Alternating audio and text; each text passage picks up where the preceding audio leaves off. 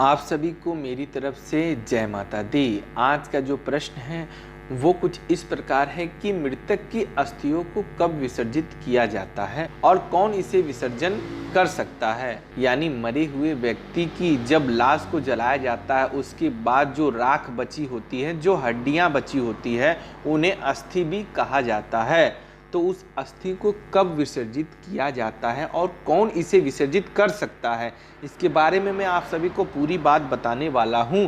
तो वीडियो को अंत तक जरूर देखिएगा। जब भी किसी व्यक्ति की मृत्यु हो जाती है तो उसके बाद उसका अंतिम संस्कार किया जाता है। इस अंतिम संस्कार में मृत शरीर को अग्नि दी जाती है। अंतिम संस्कार की इस प्रक्रिया में देह के जो अंग होते हैं उसमें से मात्र हड्डियां के अवशेष ही बचते हैं।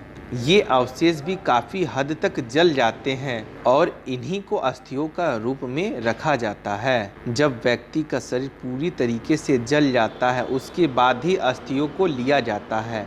मृत शरीर में कई तरीके के रोगाणु और जीवाणु पैदा हो जाते हैं और इनके फैलने का खतरा बना रहता है, जिससे बीमारियां हो सकती है। इसीलिए जब व्यक्ति को जला दिया जाता है तो ये सारे जीवाणु और रोगाणु मर जाते हैं और जो बची हुई हड्डियां होती हैं वो एकदम सुरक्षित और स्वच्छ होती हैं। फिर इन्हीं अस्थियों को घर पर लाया जाता है। इन्हें छूने पर किसी प्रकार का कोई डर भय नहीं होता है। फिर इन अस्थियों का भी श्राद्ध कर्म किया जाता है और फिर इसे पवित्र नदी में प्रवाहित कर दिया जाता है। जो लोग गंगा किनारे बसे हुए रहते हैं उन लोगों को उसी दिन अस्थियों का विसर्जन कर देना चाहिए।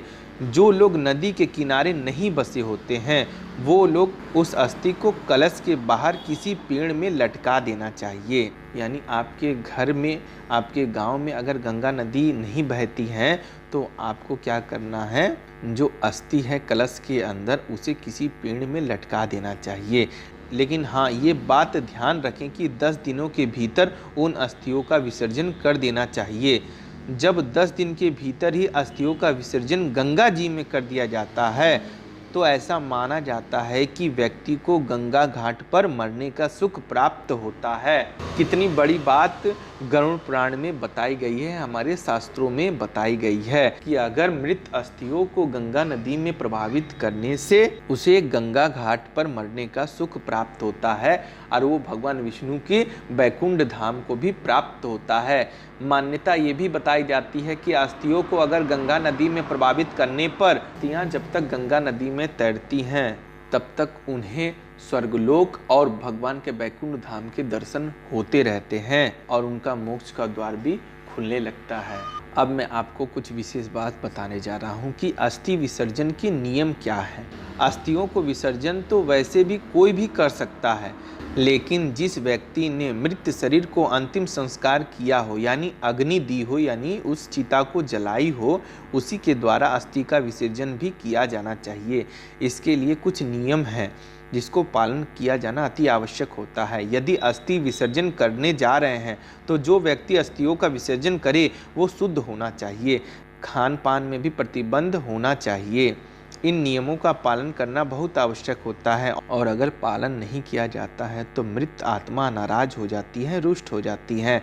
इसीलिए इस कर्म को पुत्रों के द्वारा ही किया जाना चाहिए। अगर विधि विधान से अस्थि विसर्जन नहीं किया जाता है तो आत्मा के श्राप से पूरे कुल का नाश होने लगता है, वंश सर्वनाश होने लगता है। क्योंकि शास्त्रों और वेदों में सारी बातें लिखित आई हैं कि जिस घर में पितृ नाराज होते हैं, यानी मरे हुए पूर्वज नाराज होते हैं, वो कभी भी सुखी नहीं रहते हैं, वो हमेशा परेशान रहते हैं, रोगी रहते हैं। उनके घर में कभी भी धन नहीं टिकता है और वो हमेशा कर्जे में डूबे रहते हैं।